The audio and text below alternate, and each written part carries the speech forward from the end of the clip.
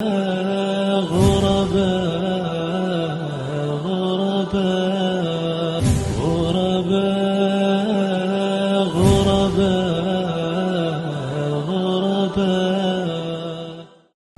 we've taken quite a few issues as the introduction. We do the last part of the introduction now, inshallah, very briefly.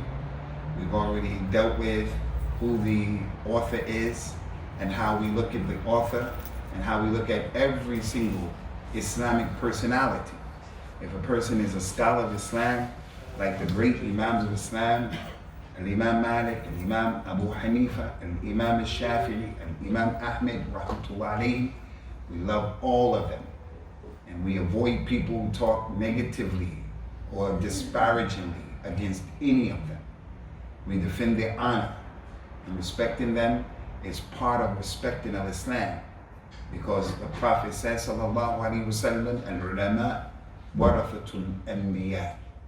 The scholars are the inheritors of the prophets.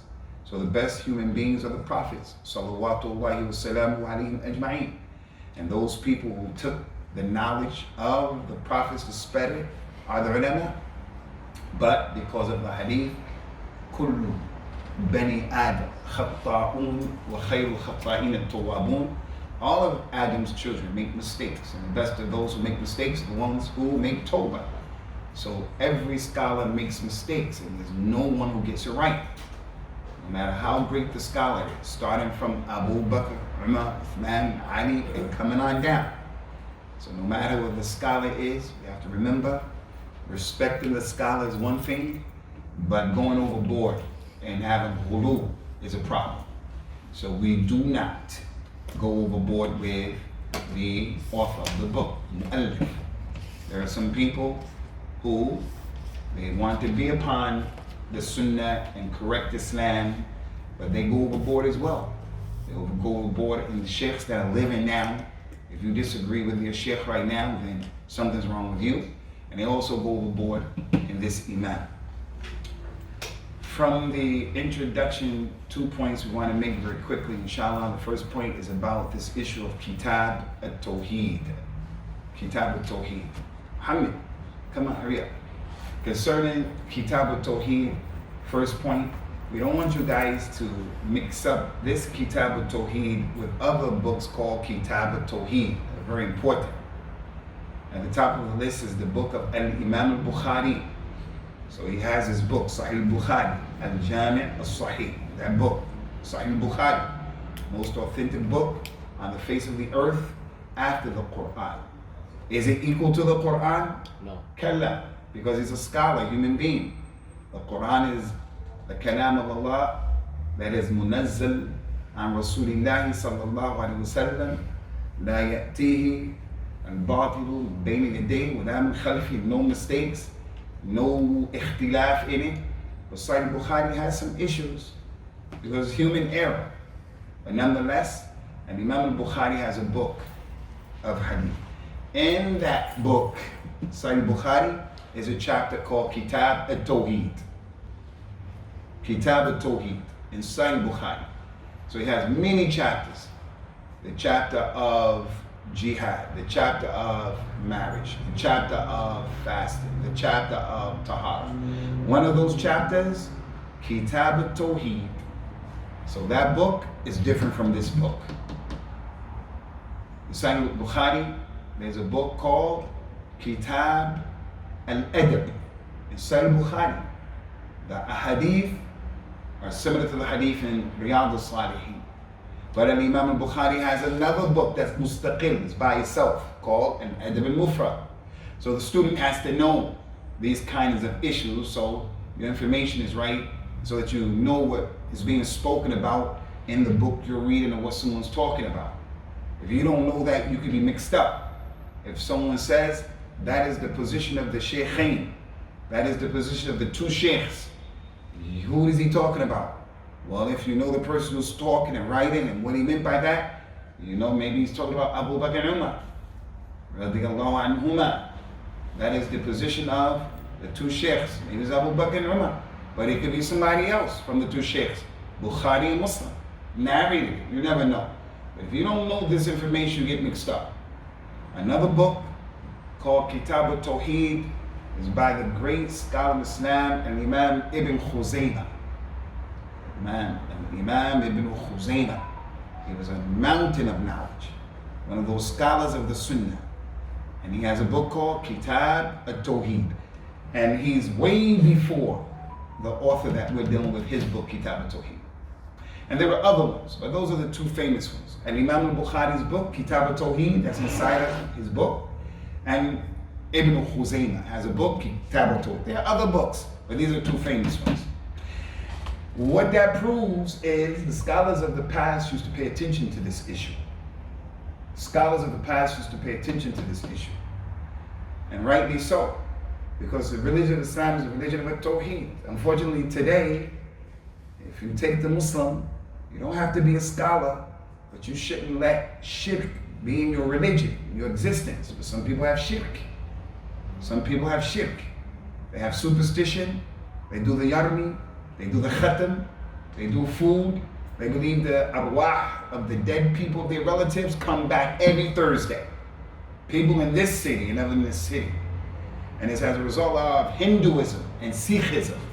There's a brother who was from India, from Hyderabad. His name is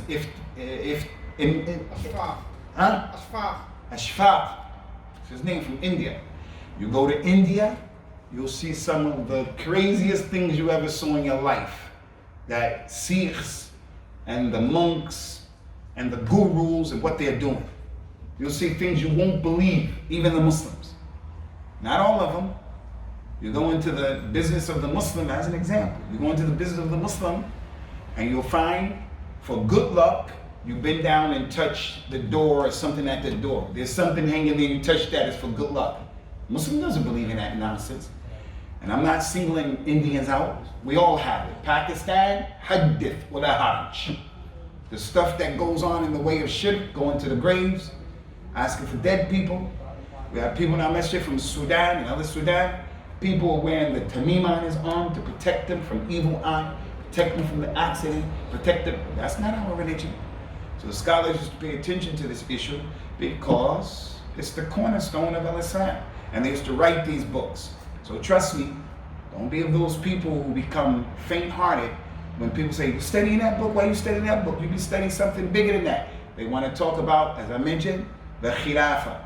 It's important. They want to talk about jihad. That's important. But how are we going to establish the khilafah as a community? How are we going to establish khilafah as a community? And we don't have the correct iman, we don't have the correct actions. So what Allah said in the Quran, وَعَدَ اللَّهُ الَّذِينَ آمَنُوا مِنْكُمْ وعد الله الذين آمنوا منكم وعملوا الصالحات ليستخلفنهم في الأرض كما استخلف الذين من قبلهم. Allah will give you the khilafah if you believe and you do the right thing. So here's a person, khilafah. Yeah, that's important. But how are we gonna? I have to establish the khilafah in my own house. I gotta get up for Fajr. I gotta get everybody up in the house for Fajr. My wife has to wear hijab. I have to organize this social media and all that. But coming up, remember, khilafah. Yeah, that's kalam farik, yeah. This is want to talk about jihad. That's important. I'm the last person to say there's no jihad. But how are we going to make jihad? The greatest jihad is jihad of your own nafs. If a person doesn't make jihad against his nafs, stop smoking, stop doing things. You're not making jihad against no kuffar. Get out of here with that stuff. So the cornerstone of our dawah is At-Thahabi. So that's the first issue. The second issue about the book was that although the book is called Kitabut, I mentioned before, Tauheed has 3 aqsam. We mentioned that. The Tauheed of Allah's rububiyyah. And Allah is the Lord and all of that. We explained that. Kuffar of Quraysh believed in that. They understood that. My mother, the Christian in America, she believes that. I was on a plane with my mother. We were traveling from the southern part of America, going to New York, and there was turbulence, and it was bad turbulence. And my mother, lo and behold, started making dua to Allah with ikhlas. Oh God, she wasn't calling her Isa, like everybody in the plane. There's an ayat of the Quran that says that too. Hafiz Saab, what's that ayat? وَلَوْ رَكِبُوا فِي الْفُلْكِ. What's the ayat again? وَلَوْ رَكِبُوا فِي الْفُلْكِ دَعُوا اللَّهَ.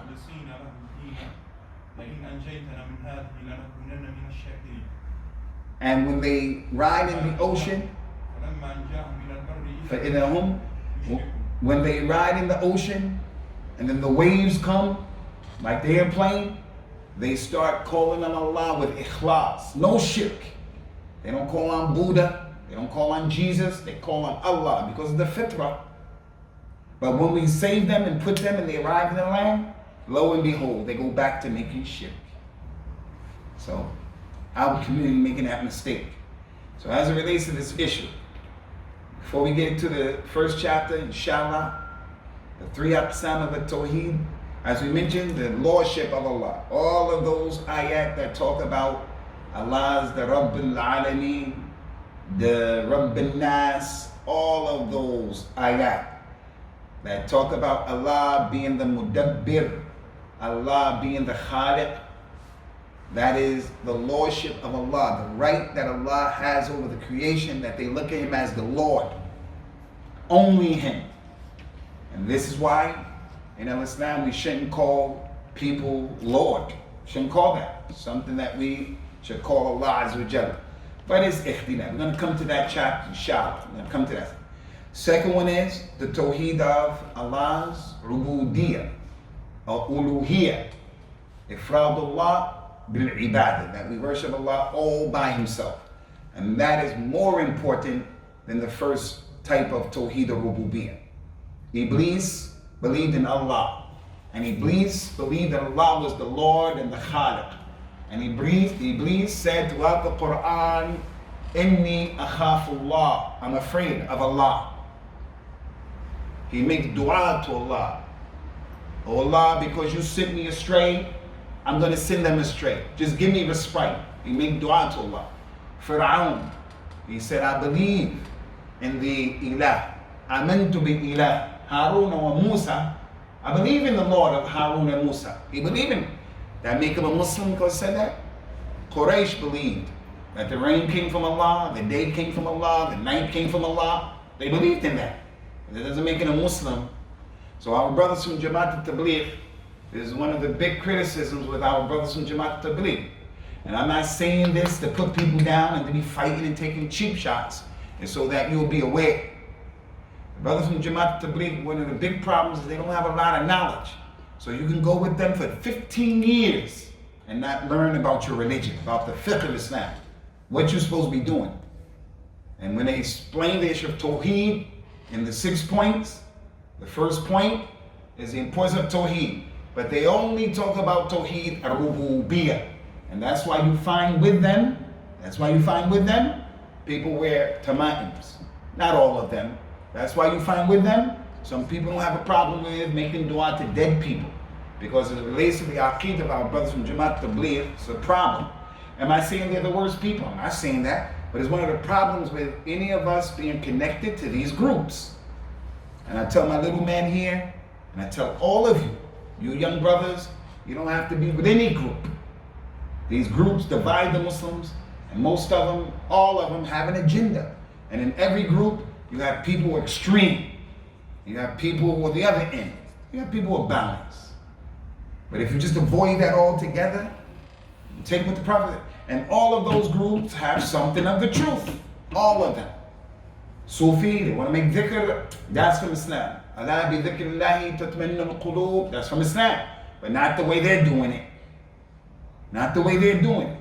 The Ikhwan Muslimin, this thing about politics, that's from al-Islam, politics. In Sahih Bukhari, the Prophet says, sallallahu alayhi wa sallam, kanat bani Israel yasusuhum al-anbiya kullu ma halaka nabiyyun khalafu Bani Israel, their prophets were responsible for their politics. Politics in Islam. And politics in Islam, what's politics in Islam? Politics is bringing as much khayr to the community as you possibly can and pushing off as much evil. That's politics. Not the politics of the Ikhwan Muslimin, because their politics have a lot to do with this Machiavellian stuff of the Democrats and the Republican. Mubarrarat, you know, legit, I don't know that word. Mubarrar, what's that again? What is mubarrar, what is that again in English? Justification. So when we vote for in America, we're going to vote for the president. Obama. Obama promised, I'm going to do this, I'm going to do that, I'm going to do this. When he becomes president, he doesn't do any of that. And that's the culture. You just promise, you make lies, you win. You don't do, that's the politics. Lying. Year in and year out. Because I'm African American, I have to vote for the Democrats. They don't represent me. Because Obama is black, I like him. That's not politics of Islam. So we found with this political group, Hizb ut-Tahrir, too much politics. Of politics that are not Islamic.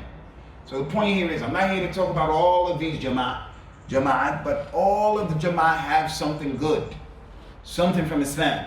Except those Jama'at that bring kufr to the table. People who curse the companions, these people are a problem. But they claim they love Ahlul Bayt, and loving Ahlul Bayt is from Islam, but not what they're doing. All of these Jama'at are like that. That's why I talk about it like this openly. Because I always hope there's someone in the audience who will say, no, it's not like that.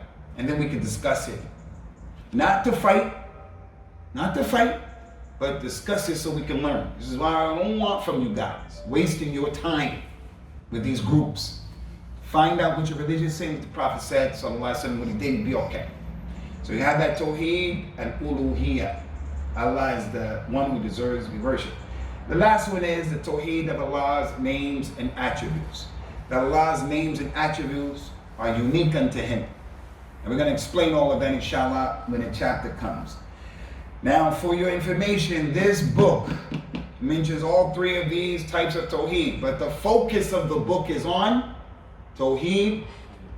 Al-Rububiyyah? Al-Uluhiyyah. The focus on the book, the focus of the book is Tauheed al-Uluhiyyah, Tauheed al-Ibadah, worshiping Allah, His right to be worshipped.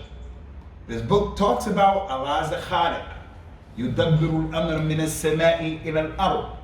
He's the Mudabbir. It didn't talk about that, but the focus is on worshiping Allah alone. You guys got to get that. I want you to understand that point.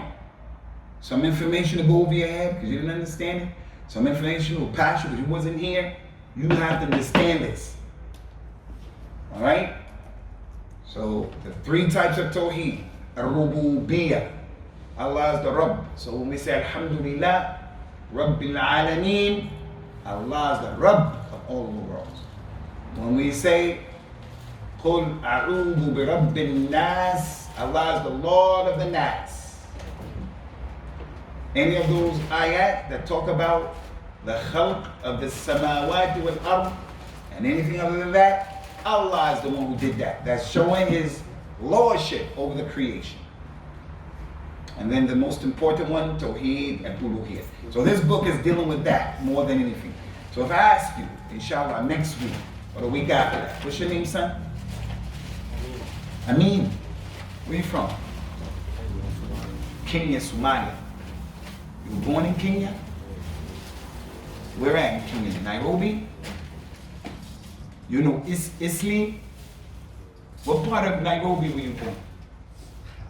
That's not your brother, right? But you were here last week though, right? You're from Leeds, you live here? I want you guys, inshallah, to be consistent and keep coming. Welcome, welcome. So if I'm gonna ask you next week, inshallah, 2 weeks, 4 weeks from now, 5, 6 weeks, I'm gonna keep asking you, what is the most important Tawheed of the three? You're gonna say Al-Rububiyyah, Al-Uluhiyyah. I'm gonna say, if a person recognizes the Rububiyyah of Allah, is he a mu'min? Because he recognizes Allah is the Lord? Is he a believer? Huh? Yes. أخي أنت شوش على الطلاب يا شوش على الطلبة يا ما جعل الله leave them right now. if they eat it down, لا يركزون. أنا أعرفهم جيد. يأكلوا سكر.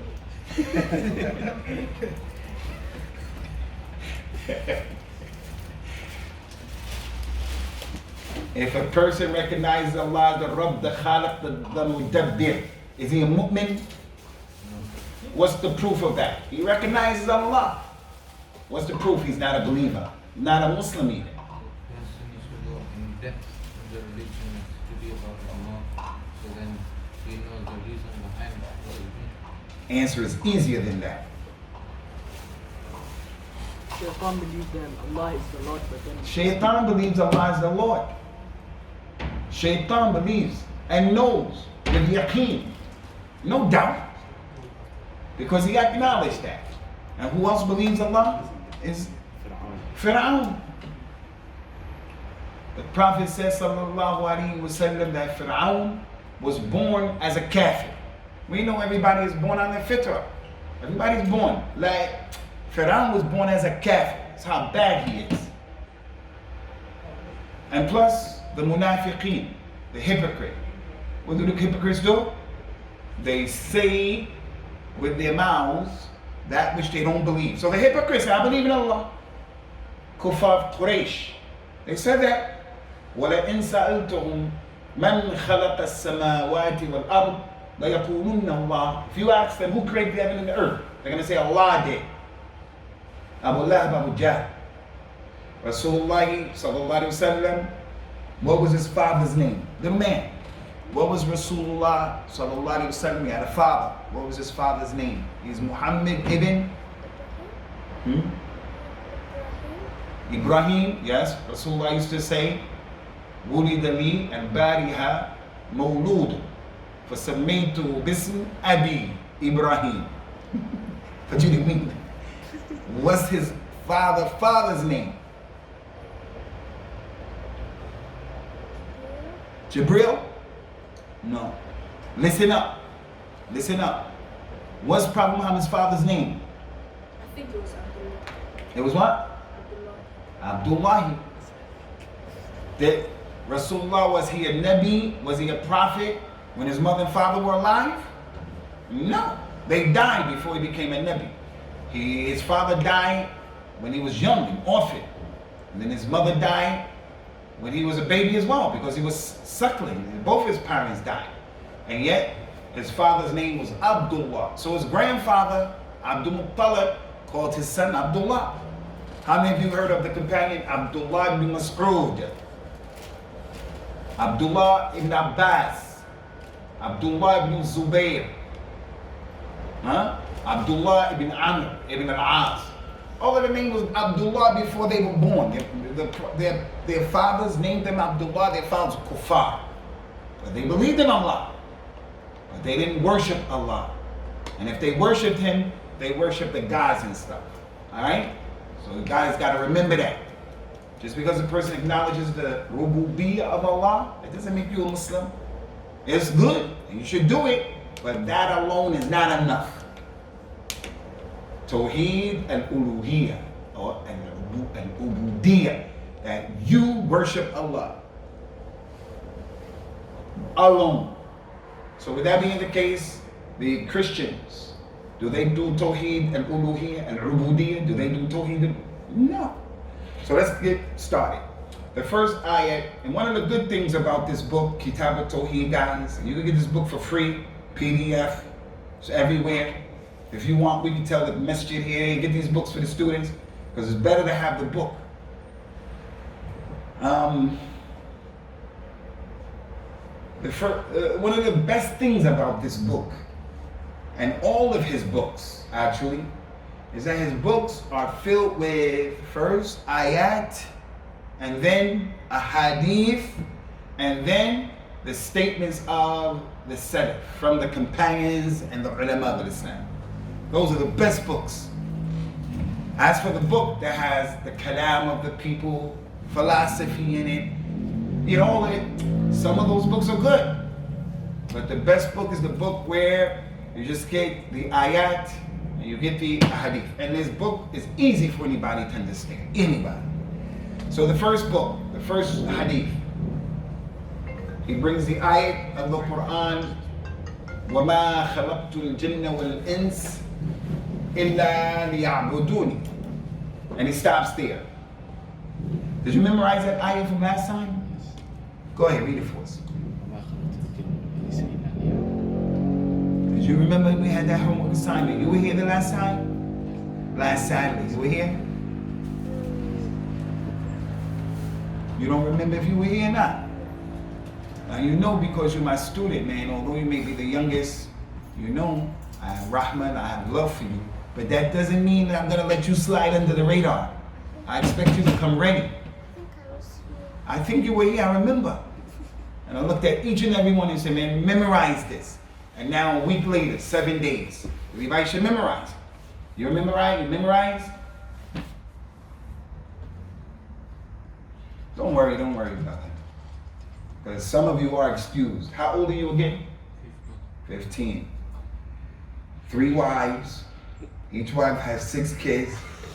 So I understand. You're busy, I understand. This is what I don't understand about our Shabbat. Wallahi, your fathers and mothers, especially your fathers, when they were your age, they used to have to do a lot of work. Some of them have to walk all the way over there to get water and come walk back again. Some of them have to do this, do that. I know you guys, everything is there. Water is cool, right out of the refrigerator. Everybody has socks, no holes in them, watches, jewelry, clothes, go to sleep. And always saying, pray 5 times a day and get serious about learning your religion. Everything is easy for you. If it's too hot, turn on the fan. Come on, guys. You remember that? You know that ayah? I know today's your first day, but do you know the ayah? وَمَا خَلَقْتُ الْجِنَّ وَالْإِنسَ. Read it for us. Let us hear. How about you, my man? Huh? All right, you get this ayah under your belt.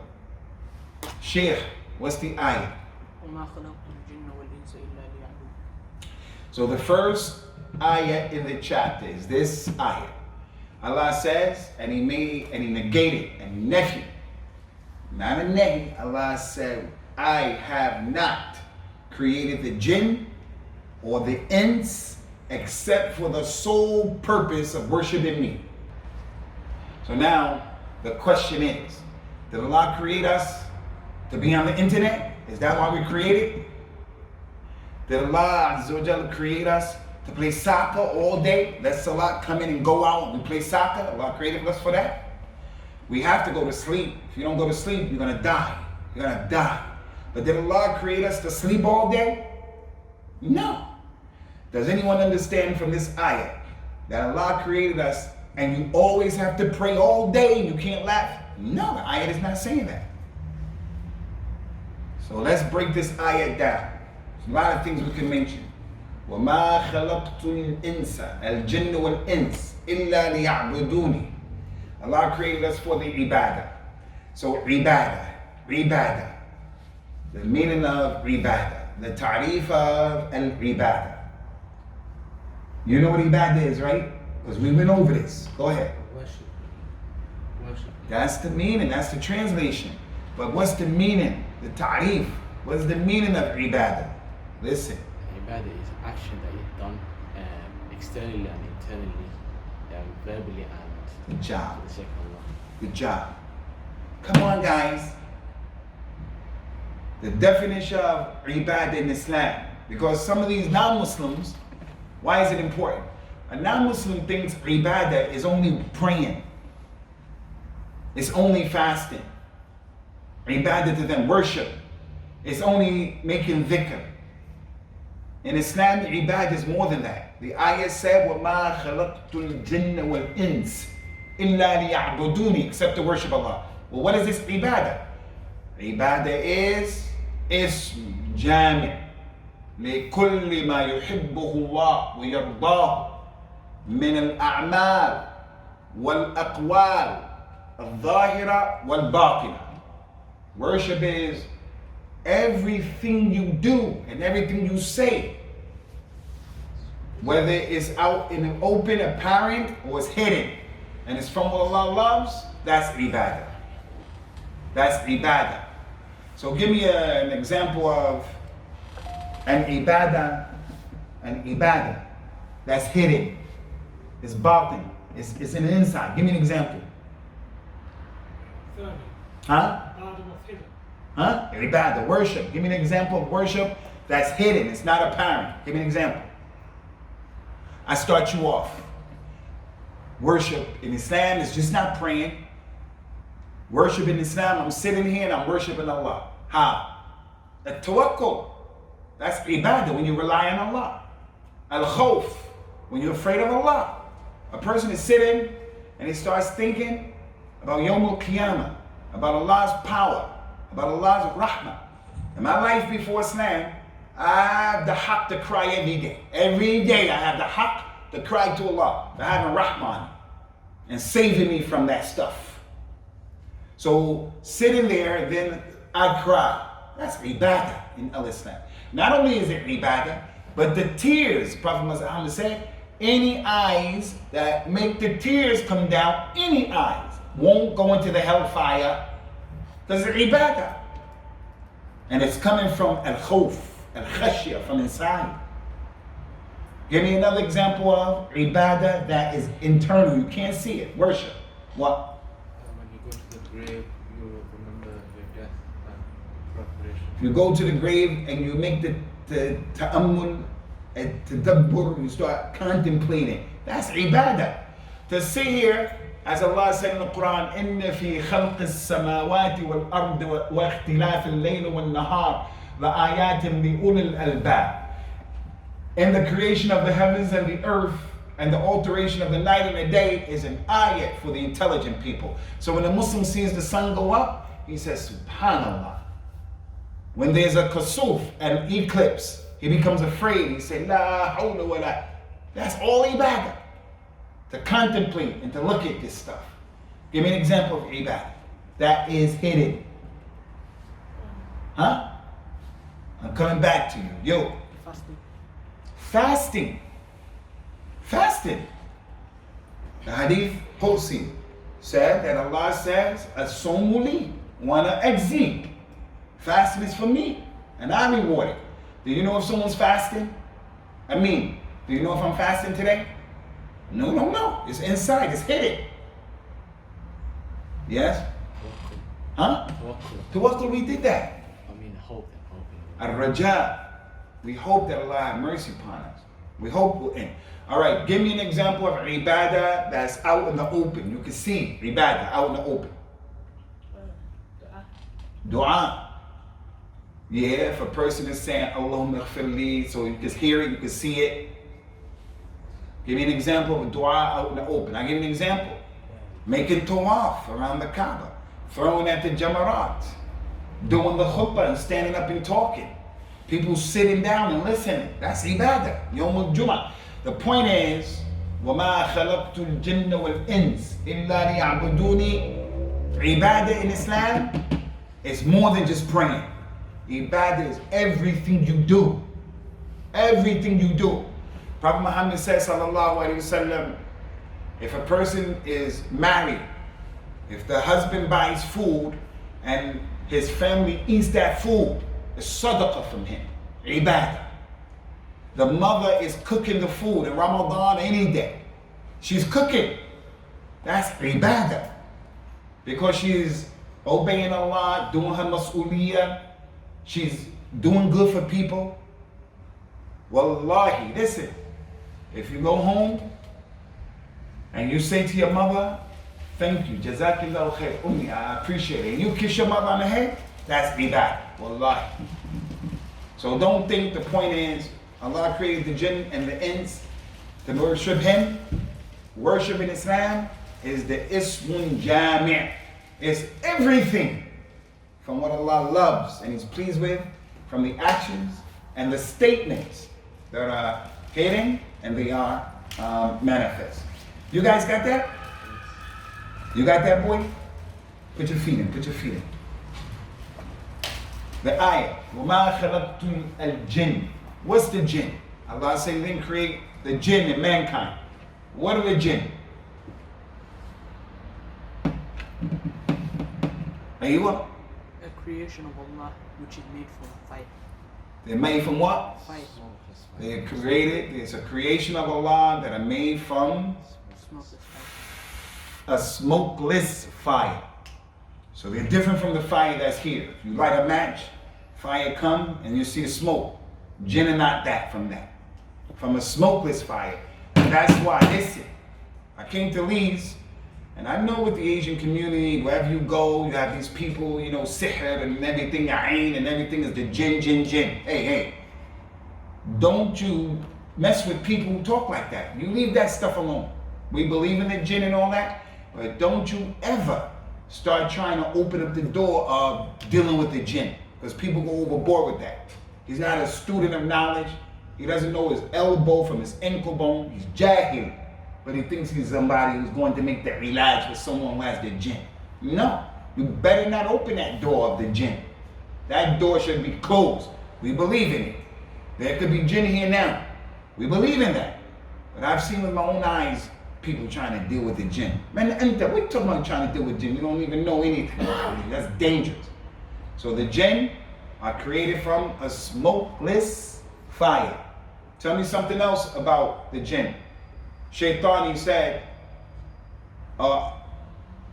Shaitan said to Allah Azza wa Jal, "Khalaqtani min nar wa khalaqtuhu min teen."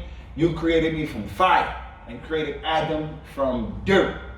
I'm better than him. So they created from fire. What else about the jinn? They're non-Muslims and non-Muslims. There are Muslim jinn and there are non-Muslim jinn. What's the ayah in Surah Al-Jinn? وَإِنَّا مِنَّا الصَّالِحُونَ وَمِنَّا دُونَ ذَلِكَ كُنَّا طَرَائِقْ قِدَدًا. Yeah, the ayah said that. وَإِنَّا مِنَّا الصَّالِحُونَ وَمِنَّا دُونَ ذَلِكَ كُنَّا طَرَائِقْ قِدَدًا. The jinn said, from us are those who are righteous and those who are not righteous. We are all types. We're different types. So just like human beings, you have human beings who are righteous, you have jinn who are righteous. You have human beings who are Muslims, you have jinn who are Muslims. Kafir. You have jinn who are LGBT. Everything human beings have, you have jinn. Do the same thing. You have jinns who have prophets and messengers sent to them. And you have human beings who have prophets and messengers.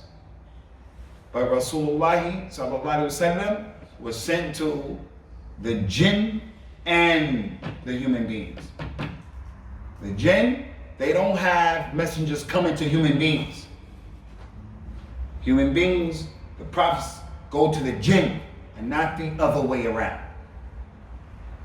What else about the jinn? Yes? A group of them listened to the Prophet sallallahu alaihi wasallam. Yeah, a group of them listened to the Nabi sallallahu alaihi wasallam in Surah Al-Ahqaf. What's the ayat again? فلما وإذ صرفنا إليك نفرا وإذ صرفنا إليك نفر من الجن يستمعون إليك يستمعون القرآن فلما قضي ولوا لقومهم منذرين. When the jinn was sitting listening to the Prophet ﷺ, he finished reading the Quran. After he finished, they got up and they went to their people, mundirin. The jinn warned the jinn. The jinn don't warn human beings. And some of these people who are ignorant from the juhal, from the Muslim community, from our shabab, talking about they give dawah to the jinn and the jinn come. What are you talking about? It's not our religion. The jinn don't give dawah to us. Even the good ones. Don't mess with that stuff. Good job. Yeah? Sulaiman had control over some of the jinn. He had control over some of the jinn. Tell us something about the jinn, anything you know about the jinn in Al-Islam.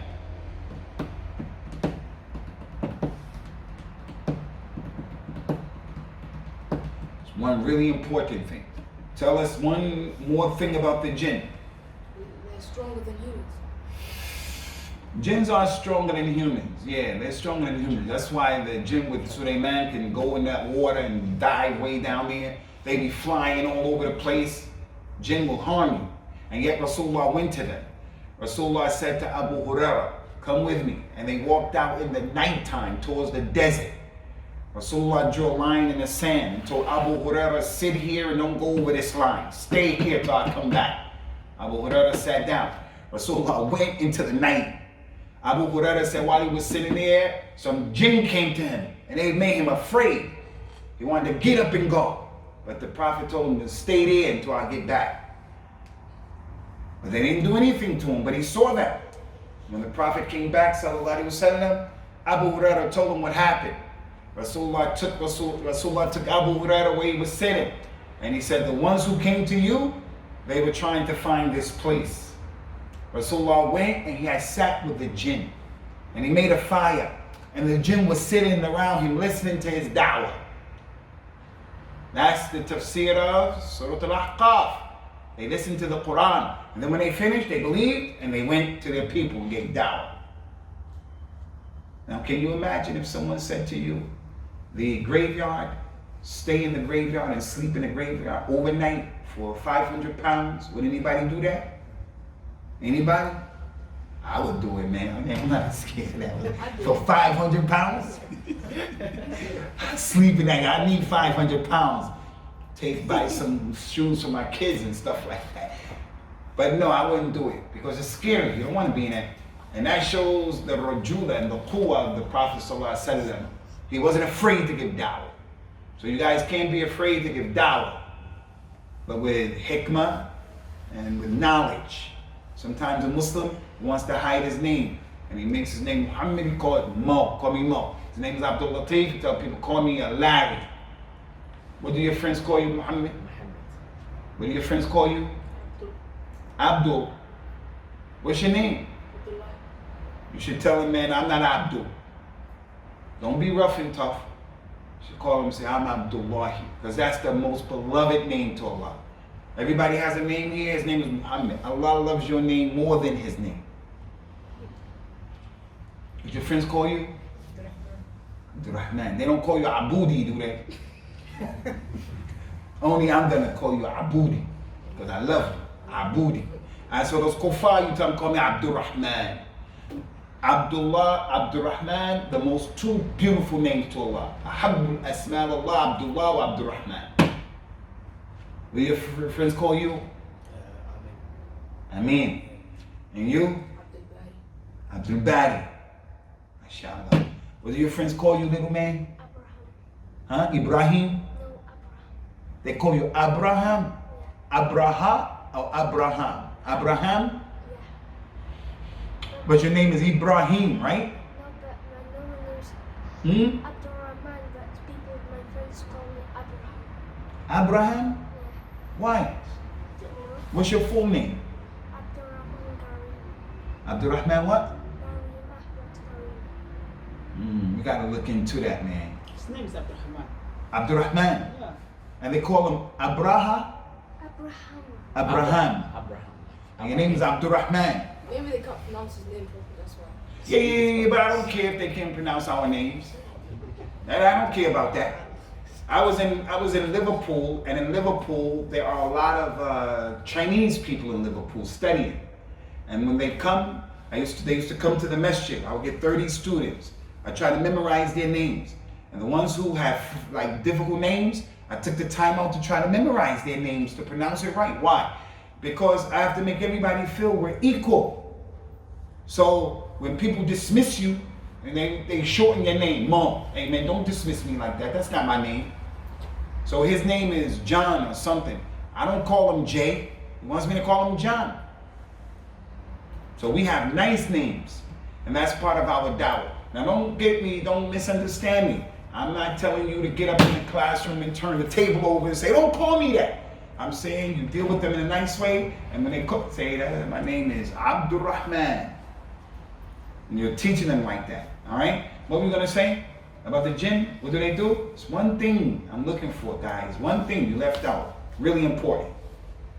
Yeah. We can't see them. Huh? We can't see them. Can't see them. إِنَّهُ وَقَبِيلُهُ يَرَوْنَكُمْ مِنْ حَيْثُ لَا تَرَوْنَ. He and his tribe, his helpers, they see you from where you can't see them. Yes? They used to listen to the conversation of Allah after start. That's a good one. The jinn used to have the ability to get on top of each other from the earth, and they keep getting on top of each other. And then they go all the way into the heavens. And they used to listen to what the malaika was saying, and there was a malaika going around saying things to each other. And there's the angels who say so-and-so is going to die today. And then the jinn will hear that. And then the jinn will come back down and they will go to the human being. And kahin, soothsayer. You know, these people who talk about they know the unseen, these hocus pocus people. And they are real. They're in this city, in every city. They make money off the Muslims. You go to them, you say, I'm having problems with my wife. I want to make her love me. That guy will give you a potion to drink. He can break you up from your wife. He can make your wife love you with this potion because they're dealing with the jinn. So the jinn get on top of each other. They go all the way to the heavens and they hear. And then they come down and then they'll tell the human being 100 lies. They'll say, this can happen, that can happen, that. Only one thing is true. And when that one thing comes true, the people say, oh, wow. He said he was going to die on this day. So the people believe in him. They never think, he also told us 99 other things that never happened. He's a kadhab. He got 1 out of 99. But that one thing he got right, the people say, oh, wow. And they start going to this kahin, mujrim, fasik, kafir. But when were the jinn prevented from doing this? I mean, the jinn used to could do this, but then they were stopped from doing it. When were they stopped from doing this? When? Was it when Prophet Muhammad became a prophet? Yes, but more detail. When? When you got the light. When the Quran was revealed. Once the Quran was revealed, the meteors, you know the meteors, shooting stars? When the jinn got on top of each other, the meteor came and killed them, blew them up. So when that happened, all of the jinn in the world, they said, hey, something has happened today in the world. All of them said that. Because we used to go and we listen. Now, if we go, we get burned. They said something has happened. So they said, okay, some go to the east, some go to the west, some go to the north, some go to the south. Some of them came to Mecca, and Rasulullah was reading the Quran. Surah Al-Jinn mentions this. What's the beginning of the surah? قل أوحي إلي أنه استمع إلي نفر من الجن فقالوا إنا سمعنا قرآنا عجبا يهدي إلى الرشد. Tremendous. When it came, they listened to the Quran and they sat down. And then the whole story in Surah Al-Jinn. So that's something that happened with the jinn that's important. Hey, last week, I think it was, there was a big meteor here in the UK. Did you guys see that? Yeah. You saw that? Like some those people walking down there in the meteor, you could see the thing in the water as well. You saw that? That was last week. It was amazing. It was somewhere in this country and it was big. So anytime you see a shooting star, it's a meteor. If you see a shooting star, do we do like this? You play football, soccer. If you make a goal, when we went to the residential, we play soccer. You play soccer in school. If you scored a goal, you do like this? If you scored a goal in a game, do you bend down and make sajda? We don't do sajda for stuff like that. We don't have to do everything these kuffar do. If you make the goal, do you do like this? You could do that, man. Ain't nothing wrong with that. You scored a goal, you do like this, no problem. Just don't think you have to do what the non-Muslims do. Yeah, my man. I'm going to give you one more last chance. What is it that the jinn do? What is it that they do? That's important. It's really important. They do ibadah. Yes? Yeah? They can separate a man from his wife. Human beings can separate a man from his wife. Possess. Yeah, they can separate a man from his wife. Yeah. They can possess people. They could possess you. There was a baby. The Prophet was traveling. The lady came out and met him on the road with his companions. She said, Ya Rasulullah, my baby is possessed. He has a mess and sarah. The jinn is in him. Rasulullah said, give me the baby. He took the baby and he started making ruqyah and reading Quran on the baby, rubbing the baby. And he said, Ukhruj, Adulullah. Get out. The jinn got out. Gave the baby back to the Prophet lady and he left. Sallallahu Alaihi Wasallam. When he came back after the trip, she came out. And she gave him a gift for what he did. Sallallahu Alaihi Wasallam. So jinn can possess anybody. And that's why you have to, hey guys, you have to stay clean. What do I mean by clean? I walked here from my house. I was sweating, so I got sweat on me. You can't help it. But it's not clean. It's not clean is you have to take a shower. You gotta brush your teeth. You gotta use deodorant. Can't be, hey, you guys can't be, especially boys, can't be stinky, man, funky, body odor. Come to the masjid, your feet smell like cheese. So somebody come and pray where you were, and you say, hey, what's that? You guys got that? And it's what your father's supposed to be telling you. Our daughters, the mother take care of that. Our sons, supposed to keep your hair combed, supposed to be groomed. You understand? So the jinn, they come to people who are dirty. That's why in Chapel Town, if you go to Chapel Town, you'll see all on Chapel Town, people are walking up and down Chapel Town crazy and they don't take baths and showers. You see them. Yeah, my man. One of the stories was that the jinn told one of the prophets, before you stand up, I'll bring the Quran to you. Yeah, that was before. That was before. The thing I was looking for, guys. Yeah. Is it they make you sin? Huh? Human beings. You know, the Shaitan was fast, they say. Yeah, they make you sin with sweat. They don't make you. They encourage you. They can't make you do anything. But you guys got it. Allah created that creation to worship Him. Just like the human beings. Okay? And the ends, we don't have to go through the ends. We all know what the ends is. Al-insan is the human beings. Who's the father of mankind? And who's the mother? Hawa was created from Adam, right? From what part? From his ear? Ribs. From here. Ribs. From here. Ribs. The rib bone. From this one right here or this one? Which way? From the right rib. And how is the rib shaped? The rib is like this. Naturally. Rasulullah said, the woman was created from the rib. If you try to straighten her out, you're going to break it. So I have a wife, I have daughters, you have a mother, you have sisters, aunties. The woman, you got to realize, don't be fighting your sister when she go crazy and stuff like that. You're the boy, you're the man. You're not supposed to get crazy with her. You have to know. That doesn't mean she's low, dumb, second-class citizen. But Allah created her from Adam's rib. Rasul said if you go to straighten it, you're going to break it. So you got to learn how to deal with that situation. So we already know insight and ends. So anyway, this ayah,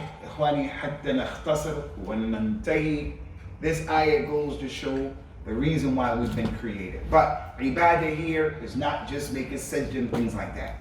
Ibadah is everything. Ibadah is this brother. You see that brother brings coffee, tea every week for you guys? That's ibadah, sadaqah. And you drinking it and then saying to him, Jazakallahu khairah, it's sadaqah. Don't just drink it like that. Drink it and say, it's an opportunity for ibadah. This is not, we finish the class, you say, okay, I'm going to come fix this stuff in the masjid, turn it off. That's ibadah. Because you're helping. You come into the masjid. One thing I see from you guys, some of you, you are, I was going to say iron. You hoover the masjid, getting ready for Friday. Ibadah is all of that. So Allah created the jinn and the insan for His ibadah. And what is ibadah? Ibadah is everything. Ibadah that you can't see, husn al-dhan. What is husn al-dhan? You have to have husn al-dhan about your brother. Husn al-dhan, what is it? Yeah. You're thinking good about it. Is thinking good about your brother. That's ibadah. Can I see that you're thinking good about your brother? So it's hidden, but Allah loves it. You guys got that? Yes. I got a question. We're gonna go somewhere on the outskirts of Leeds and we're gonna all go to have fun. We're gonna get on some horses and we're gonna ride those horses. Horses. Can that be ibadah? Yes. How? Because the Prophet said teach. Huh? Because the Prophet said teach your kids swimming, archery, and horse riding. Prophet Muhammad, they said teach your kids swimming, horses and archery. That's not an authentic hadith. It's famous, but it's not authentic. What's authentic is Umar says something like that, but the Prophet never said that. Yes? Is it? Sunnah to ride a horse? Can't really say it's the sunnah. It was the sunnah of his life. We don't call that. That is the sunnah, but that's not the sunnah of worship in and of itself. But if you want to ride a horse because Rasulullah rode a horse, now it's ibadah. Yes? So archery and things like that, that's not sunnah then? Yes. Riding a horse is the sunnah. Archery is the sunnah. All of that is the sunnah, no doubt. But which sunnah? It's the sunnah of wearing a thobe. It's the sunnah of wearing it. You don't get any reward for wearing the imamah. Rasulullah wore this kufi, this imamah, because of his environment. But if you wear it because he did it, you get a reward. If the mother cooks the food with the niyyah, and you feed my babies, it's ibadah. You kiss your mother and say, I love you, I appreciate what you do, that's ibadah. If you connect the niyyah with it. But just by yourself, riding a horse is not ibadah. Your niyyah has to be connected to it. Those things that Prophet did because he was in the desert, we don't say that's the sunnah. It's the sunnah. But there are different types of, there's a sunnah of his creation. He was this tall, he walked like this. Rasulullah used to walk very fast. And he said when he used to walk, he used to bend forward. He was walking so fast as if the earth was coming up, because he wasn't a man who was lollygagging. He had a nation to build. Rasulullah, he didn't walk slow. I'm a slow walker myself, because naturally. But if someone is with me and they started walking fast and they said, come on, walk fast, it's the sunnah. I say, that's not the sunnah that Allah told me I have to follow. Now, if I want to do that, no problem. Eating with your 3 fingers, your hand. Is that the sunnah? Yeah, the Prophet did it. But it ain't the sunnah where you have to do that. He did that because that's environment. But if you choose to do that with the niyyah, he did it, I'm doing it. No problem. And to be honest with you, you know the spoon? You know the spoon? The spoon is closer to the sunnah than the people eat with their hands. Because in the Arab world, I don't know if you know this, but in the Arab world, when they eat keps and things with rice, they take the whole thing and make it like this and put a big thing in his mouth. That ain't the sunnah. So I used to use 3 fingers and take enough and put a little in his mouth. So the spoon is actually closer to the amount of food in your mouth than that hand, with the Arabs anyway, because they put all of that stuff. So you gotta understand, that's what this ibadah is talking about. Okay guys, anybody got any question? No question? Okay. نكتفي بهذا القدر. عبد الرحمن, good job. Good job. All right. Assalamu alaikum. غرباء غرباء غرباء